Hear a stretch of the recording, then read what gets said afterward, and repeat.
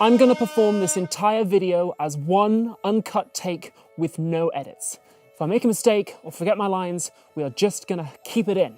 It's an attempt to create kind of an anti-content, going against the best practices of social media content. I guess that used to be called art, right? You see, I've been spending a lot of time on TikTok, and I have some concerns about how it's affecting democracy. Here's 3 myths. Number 1, the problem is fake news. Number 2, TikTok teens will save the world. And number 3, social media holds politicians accountable. I'm gonna bust.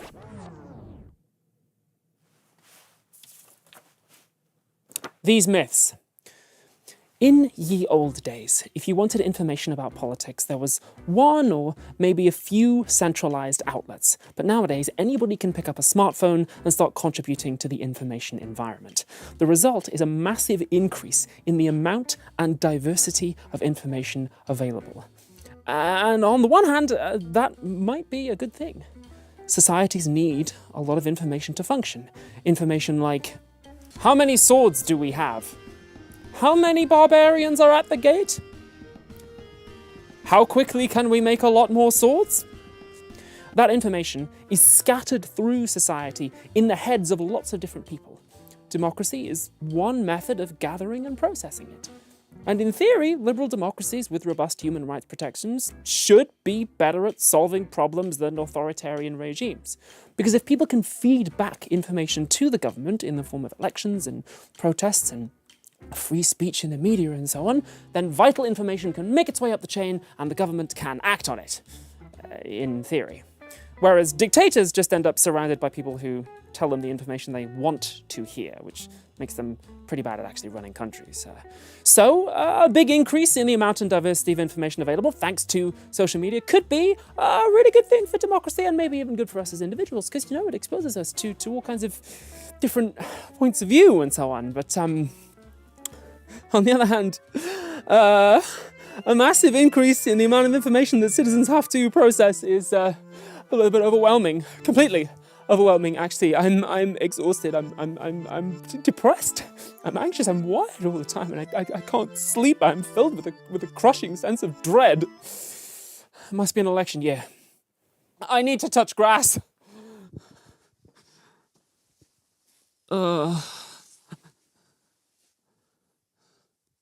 Somehow this just isn't helping.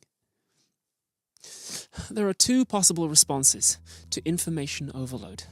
The first is learned helplessness. Well, you can't possibly process all this information, so you just stop trying. Maybe you become apathetic. Oh God, we're all the same anyway, right? There's so much contradictory information out there. Who even knows what's going on anymore? Who even knows what's real? In the worst cases, people become anxious, depressed, maybe more easily manipulated. Or maybe you start taking shortcuts with the political information you do consume. Instead of actually listening to what politicians are saying, you just pay attention to the vibes. Politics becomes something a bit more like sports or fandom.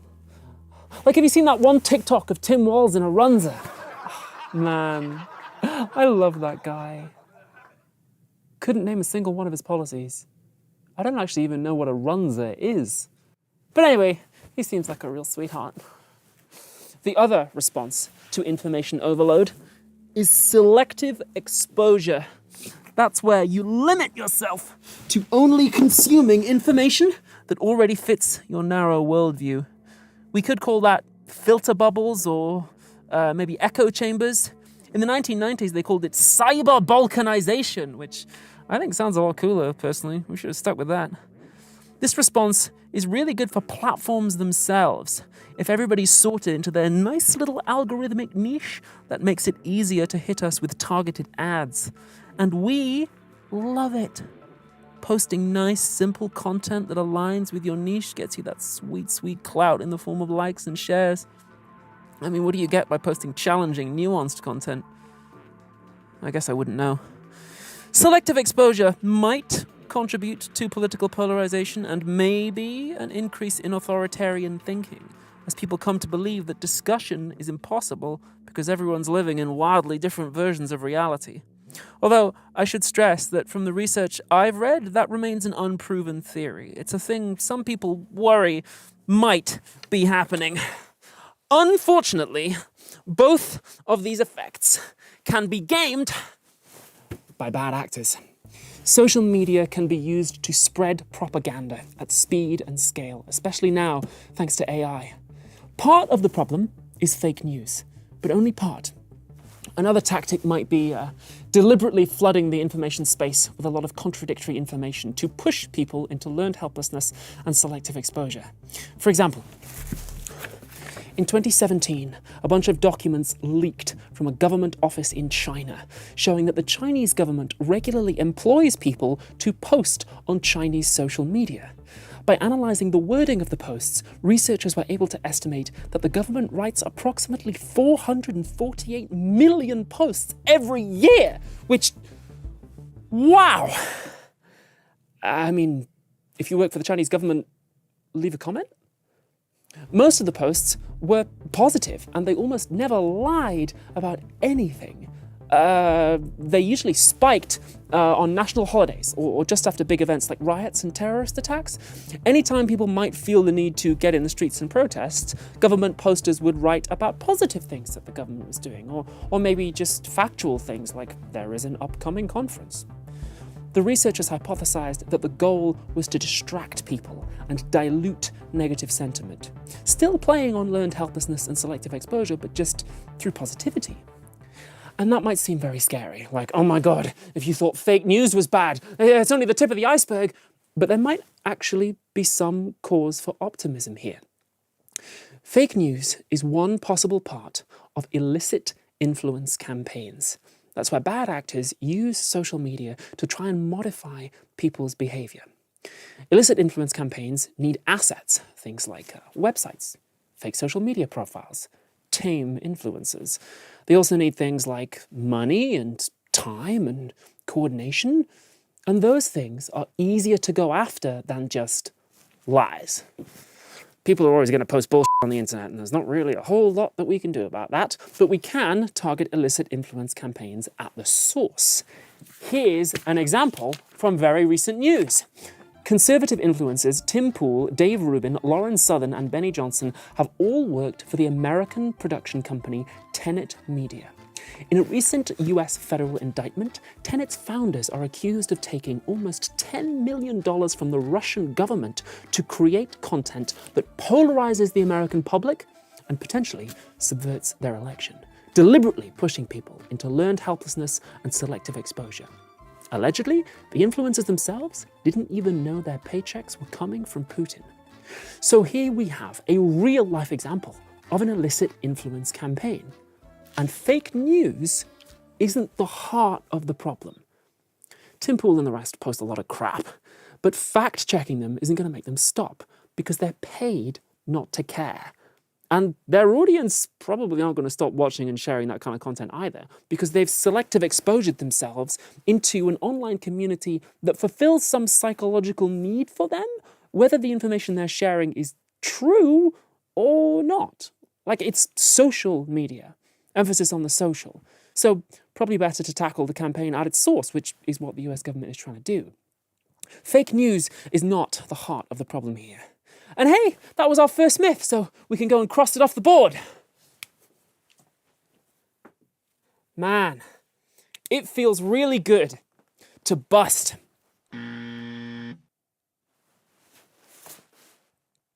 Myths.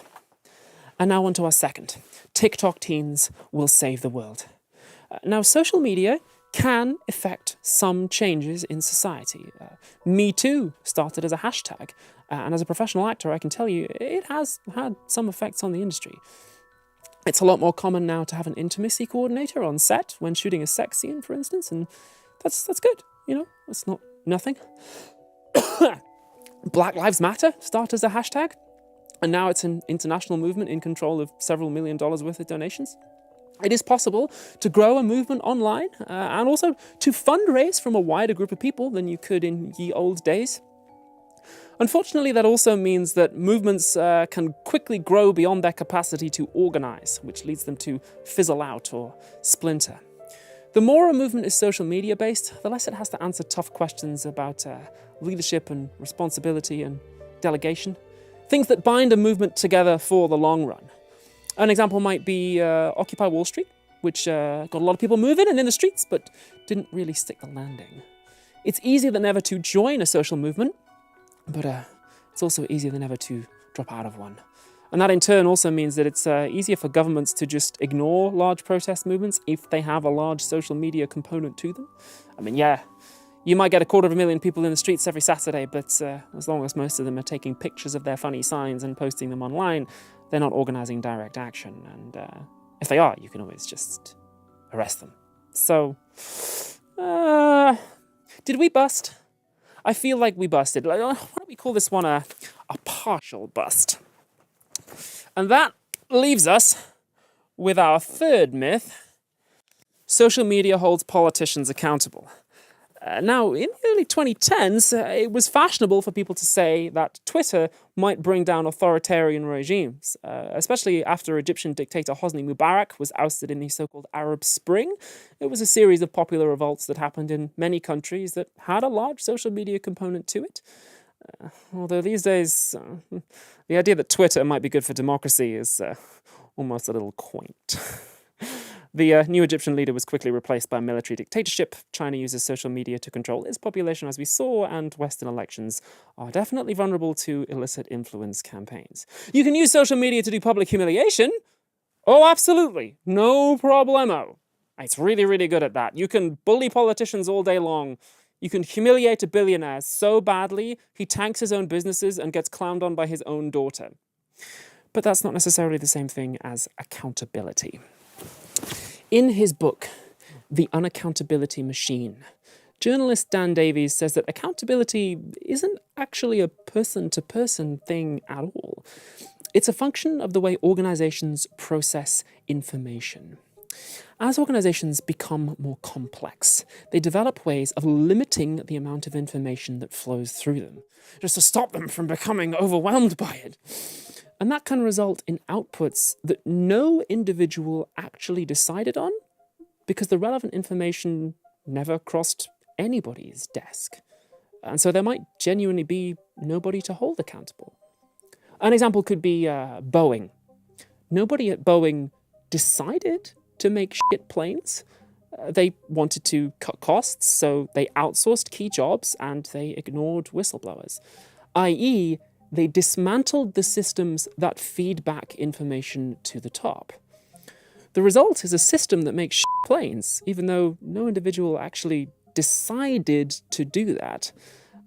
So, if Davies is right, then social media might be very limited in its capacity to deliver true accountability. It increases the amount of information out there, but that's not the same as saying that organizations actually have the structures in place to process it, which is what real accountability requires. Like, do you remember this?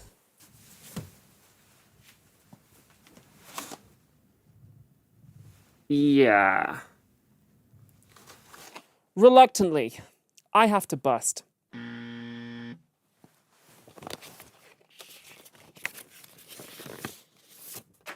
This myth. So, the impact of social media on democracy is sort of a mixed bag. It's a double-edged sword. The things that make it good are also kind of the things that make it bad. And that prompts the obvious question.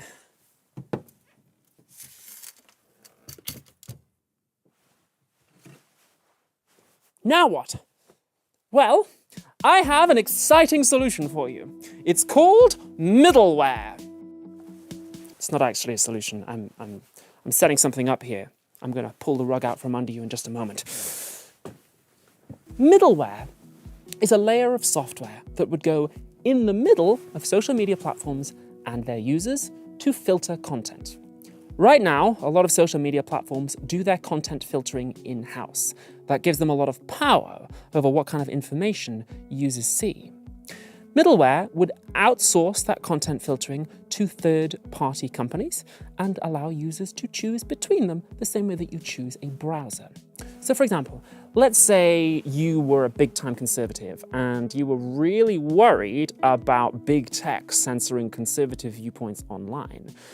You could choose a middleware company that only showed you content and ads that aligned with your values. It would be free, and the companies would make money with a share of the ad revenue that currently goes to platforms. There are some potential privacy issues with middleware. For example, if I post nudes and your middleware company filters nudity, do they get to see my titties, even though I didn't sign up to them and I didn't consent to them seeing that data? The data that is my titties? Like, presumably they have to see it in order to filter it, but do you see how that would be a problem? It also doesn't really solve the selective exposure thing. In fact, it leans into it. But in theory, middleware would take power away from big tech and stop extremist content going mainstream by hitting the front page, you know? And that could be a pretty good thing. It also wouldn't restrict anybody's free speech to post whatever they wanted. It's all right here in this lovely paper, which was written by Francis Fukuyama, the political scientist who famously said in the 90s that history was over because the Soviet Union collapsed. I guess history's not over after all. Going back at 3 a.m. for more history. But why is he writing about social media? And who's he working for? The Stanford Cyber Policy Center. Let me look these guys up. Okay. The Stanford Cyber Policy Center is a collaboration between Stanford Law School, makes sense, and the Freeman Spogli Institute for International Studies. Who are they? The Freeman Spogli Institute has no political ideology. Okay. But is a research and teaching hub. Okay, so they're like a think tank, kind of. Founded following a $50 million donation from Freeman Spogli and Company, a private equity firm specializing in middle market companies. Okay. Yeah, I wonder why those guys would be keen to fund a research paper saying that a bunch more middle market companies would be a good idea. Oh gosh, fellas, there's this whole new market of middleware companies out there created and ring-fenced by government legislation, but wouldn't you know it, somebody's got to finance it. If only a handsome private equity firm could swoop in and save the day. Illicit influence campaigns, not just a social media thing, it turns out. Is this just an influence campaign? What makes it illicit? I mean, I guess technically American companies are allowed to try and influence the American government, whereas Russians aren't.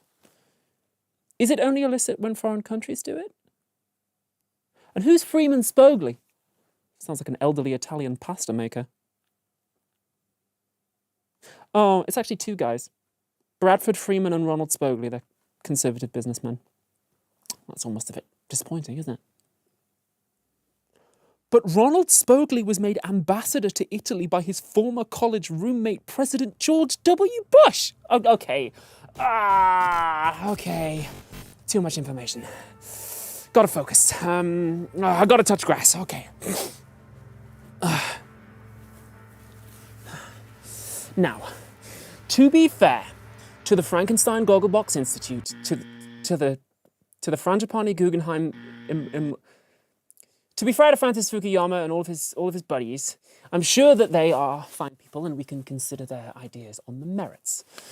In order to really understand the impact of TikTok or any social media platform on democracy, we need to think about how it fits in to the economy. Social media is an outgrowth of something called surveillance capitalism. That's the practice of spying on people and recording our behavior. Things like our browser history, purchase histories, the contents of our emails, our location, our face expressions and voice and so on. Turning that behavior into data and using that data to predict what you will do next. This started with targeted ads.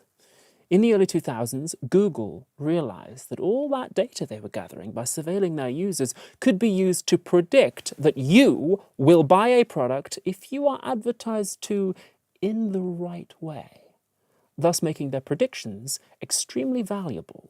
How valuable, you ask? Well, obviously depends on how accurate they can be. And so surveillance capitalism's business model incentivizes spying on you and gathering as much of your data as possible. And since then, this dynamic has leaked from online into the real world too, the Internet of Things. One example might be car insurance. In theory, a car insurance company could put a tracking device in a car or maybe an app on your smartphone that monitors your driving habits. They could adjust your premiums in real time. They could even nudge you into adopting different kinds of driving behaviors. Like if you habitually drive very, very, very, very fast, then they might send you an alert on your smartphone saying, oh, hey, if you keep driving fast, your premiums are going to go up. And so you'd slow down. After all, the surest way of predicting somebody's behavior, and therefore the most profitable way of predicting somebody's behavior, is to modify it. In this example, drivers would be kept under constant surveillance and their behavior modified so that insurance companies can make more money. And the exact same principles can be applied to politics. Because if a company can do that, a politician can do it too. That's what the Cambridge Analytica scandal was. And if a politician can do it, a whole government can do it. That's what the Chinese Communist Party are doing with social credit scores. The exact same technologies used to send me Instagram ads about productivity software and nudge me into buying shit I don't actually want can be used to subjugate an entire population. And that puts us in a very tight spot. In her book, The Age of Surveillance Capitalism, sociologist Shoshana Zuboff says there's a strong anti-democratic streak to this technology. After all, nobody voted for constant surveillance and behavior modification. The companies that do it unilaterally, sometimes illegally, to the benefit of a tiny number of people. This whole thing about ticking agree to a massive terms of service that we don't actually read makes a mockery of the notion of informed consent. And actually, the whole business of surveilling people, predicting what they're going to do and modifying their behavior, erodes the model of society where free, equal people come together, decide what to do, and trust each other, seeking to replace that model with a new kind of society, where people are constantly surveilled and prodded by computers to act like computers. Predictable, coordinated, and working for someone else. There's a straight line from this kind of technology to cryptocurrency, which seeks to replace central banks and governments with the blockchain. Oh, you won't need to trust anybody anymore. We're not going to need a social contract anymore. Code is law. There's also a straight line to AI, which is largely built on taking people's data without their knowledge or consent. Zuboff says we need legislation that gets rid of all of this pronto. And that's a pretty big ask, because some of the biggest companies in the world, Google, Facebook, Microsoft, are up to their necks in it. Not to mention a lot of security agencies post 9/11. And again, China. But if it's that or democracy, one thing is for sure. Middleware ain't gonna cut it, Francis. History is happening again, Francis. And yes, I'm aware of the irony, maybe even the hypocrisy of complaining about this sort of thing on YouTube, a platform that is literally owned by Google. But I don't think it's unethical to produce content or even to watch it. My objection is with the economic conditions under which that production and consumption occur, namely the part where everyone involved, you and me, is being spied on. We could still have digital connection and social media and even YouTube without all this surveillance stuff. I mean, we did until 2005? This isn't even me saying, ooh, capitalism, bad. We could do capitalism without this stuff. Again, we did. Surveillance capitalism arguably represents a break with free market ideology into something much more centrally controlled, and we landed here pretty much by accident. None of this was inevitable or the future or built into the technology. All of that is just marketing for tech companies.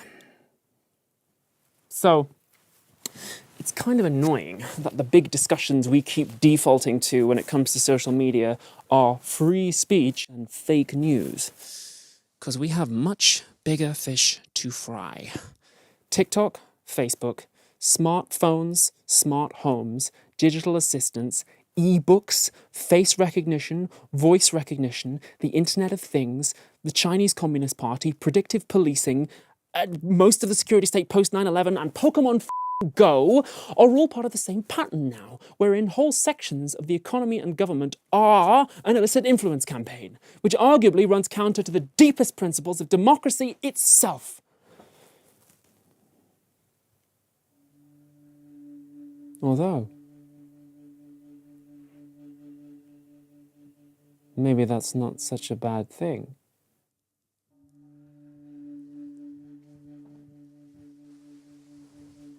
At the top of the video, I described democracy as a method for gathering and processing information. And if that's all it is, why wouldn't we replace that with computers?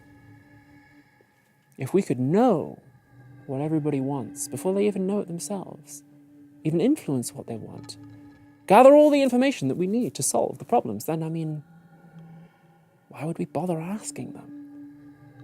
You got to admit, China's doing pretty good right now. Maybe we could use a little bit of what they've got going on. As research for this video, I read a lot of dark Enlightenment thinkers, people like Curtis Yarvin and Michael Asimov, who want to replace democracy with words like monarchy and aristocracy and corporate dictatorship sound so old-fashioned, so we'll have to come up with something new. I don't know, we'll do some marketing, we'll workshop that. But, some kind of system where the best people are in charge, the most technically able people, instead of the mob, because democracy is so frustrating. Did you know that I've lost every election I've ever voted in? And I have a first-class philosophy degree from one of the best universities in the world. I am more widely read than 99% of the population. I have lived my life as a man and as a woman, a breadth of experience that few members of the species can even imagine. And I live in England. Have you seen the people who run this place? Do you think I don't resent having to follow their rules every single day of my life? Of course I fucking do. I could do a better job with my eyes closed. I could be in charge. I should be in charge. And if people wouldn't listen to me, then I could use this kind of technology and finally I could make them listen.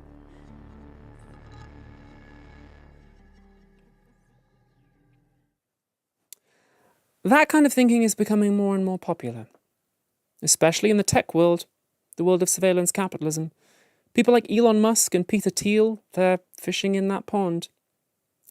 Surveillance capitalism's ability to subjugate people makes it attractive to authoritarians of all stripes, including religious authoritarians, people like J.D. Vance, and white supremacists, racial authoritarians. And I get the frustration with democracy, believe me. I really do get it. Part of what keeps me out of that dark place is knowing that whilst I have a lot of information in my head and I've achieved some things in my life, a lot of that was down to luck or privilege.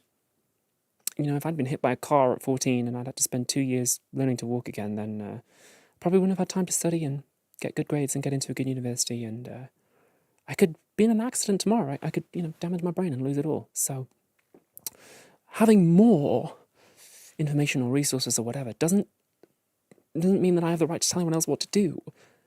It gives me the responsibility to use those gifts to help other people. So, what if democracy isn't just a way of gathering information to solve problems? What if it's meant to be a process where free, equal individuals come together and agree to be bound even though we aren't forced?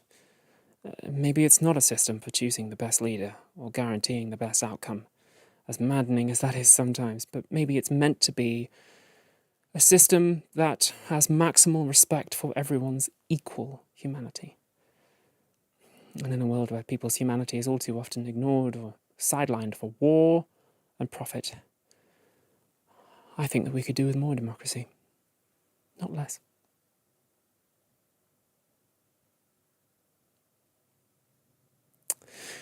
This is the part of the video where normally I would do an ad read for Nebula, the streaming service that sponsors my content. But given the subject matter, it would feel a little bit weird to just play that straight. So what if instead we had a really frank and honest discussion about how Nebula fits into all of this?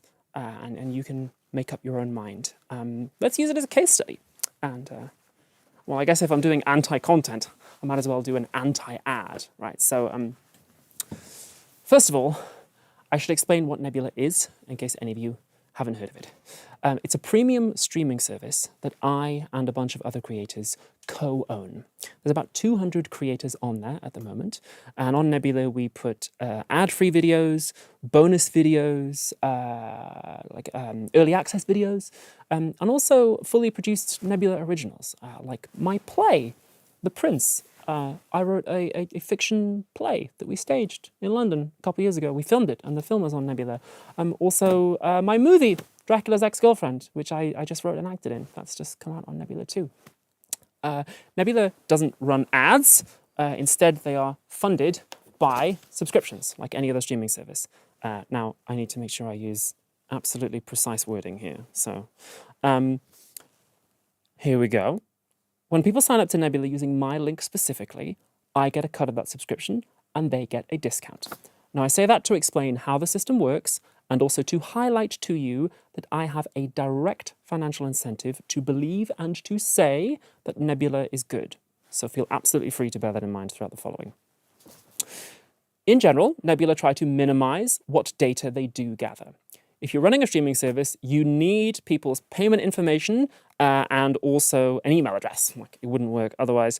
In order to pay the right taxes, they also need to know what jurisdiction you're in. They also need to know which link users click to sign up so they know which creators to pay and how much. So they can tell whether you sign up using my link or Lindsay Ellis's or Legal Legals and so on. The software that actually encodes and plays the video needs to know things like what kind of device you're on and what browser you're using so that it can send the videos to you. Nebula tries to keep user data in-house as much as possible, so the video playing software itself was actually written in-house. It may also gather data on how long you're watching and general location information like what country you're in. So for example, if 1 million people in Brazil suddenly start watching Big Joel videos for hours and hours and hours, then they'd be able to see. That data is used for internal business stuff, like sharing revenue with creators based on watch time. You can turn that data gathering off in your privacy settings if you want to. And they also don't use any of that data to train AI, which I really like. In general, their AI policy is pretty good, and it should be, because as one of the co-owners of Nebula, I actually had a hand in shaping that policy, so that's pretty cool too. In order to operate the business, some of the back-end software comes from third-party companies, and Nebula shares some data with them. For example, the analytics stuff about watch time and your payments is processed by a third-party company. Another example, if someone experiences an error on the platform, Nebula may use data like what device you're watching on, what version of the app it's running, and your IP address. And they kind of have to do that in order to make it work. So, for example, if everyone in France on iPhone suddenly gets a software update and they can't use Nebula anymore, then that's kind of important information from the point of view of fixing it. The software they use for logging and tracking errors is third-party. Currently, they use a company called Sentry, which again allows them to limit how much user data they share. Yeah, I think I got that right. Yeah, all very precisely worded. When I chatted about all this with Nick, Nebula's Chief Product Officer, he answered all my questions. And also he highlighted to me that Nebula's business model isn't based in that surveillance and prediction world. Instead, it only really works when creators get our audiences to sign up. So audience trust is the most important thing, not audience data. So whereas, say, other social media platforms might monitor what other apps you have installed on your device in order to make sure they maximize the amount of time that you spend on their app and send you as many targeted ads as possible, Nebula doesn't need to gather that kind of data, and so they don't. So in general, I think there's a pretty good case for saying that Nebula do a good job here. Not zero data collection, because they couldn't make it work with zero data, but they are transparent about what they do with it, and that's pretty cool of them. They also, I mean, they could have just shrugged their shoulders and said, selling people's data, that's just the industry standard now, that's how the economy works, but they didn't, so that's pretty sweet of them. I'm double checking out everything here. The legal department were just like, oh, okay, got to make sure we're very, very transparent with people. Yeah, cool. Awesome. As mentioned, I have a financial incentive here, so feel absolutely free to go and double check all of the policies and statements yourself. Thank you very much for watching my weird anti-content. I would like to say a massive thank you to the Philosophy Tube crew who went along with my weird idea of doing this all in one take. If you're watching this take, this was take 4. We went back and reshot it to make absolutely sure that everything I just said about Nebula was as precise and transparent, as honest as possible. So thank you very much, everybody. And oh, hey, if you do decide to get Nebula, go watch my movie. It just came out. Tell me what you think. Let me know what you think. Thanks very much. Goodbye!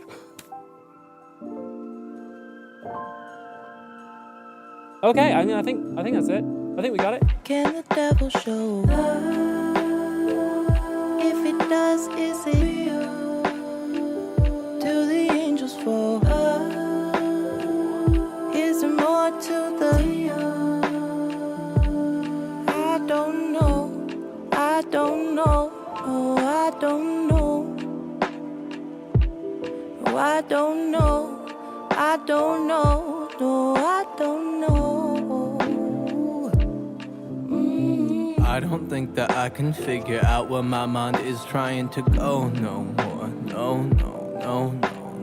I can't figure out if I could make it out this box I like to clothe me with. Someone get me out my head before it explode. I hate family pictures, family portraits, sad to look on. Dad keep trying to look strong. My smile look broke on. I be looking off to Jupiter like Saturn, gonna give an answer to this pattern that I walk in. Rancid smells keep leaking out my memory box. Someone get it closed. Someone get it closed. When I find good things, they eventually rot. Someone say my soul, yeah. Someone say my soul. Must be the colors and the kids, cause the music isn't shit. And all I see my mama screaming that I look like him. Must be the colors and the kids, cause the music isn't shit. And all I see my mama screaming that I look like him. Humdrum novelty days I wash away like the rich do poverty stains. My bloodline out of harmony, I'm hardly the same. Little kid who used to walk around with heart into things. My bloodline full of bad denim. It's all knockoff Levi's, wishes, bad memories. I throw them off to the seaside, buzz around, make a beeline, pray I find solace in that. But I think these genes in my blood got me trapped. I call my dad, he's so proud that his son is like him. I'm scared to say that aloud. I thought it's louder than doubt. I thought it's louder than shouts that's falling out of your mouth. I wanna shove him back in. You say I'm nothing like him, but you ain't looked at his face. I swear to God we the same. I got his blood in my veins. I got his love in my brain. I got his face in my face. I got his smile and laugh. Fucking hate, that's a fact. Can the devil show love? If it does, is it real? Do the angels fall? Is there more to the deal? I don't know. I don't know. Oh, I don't know.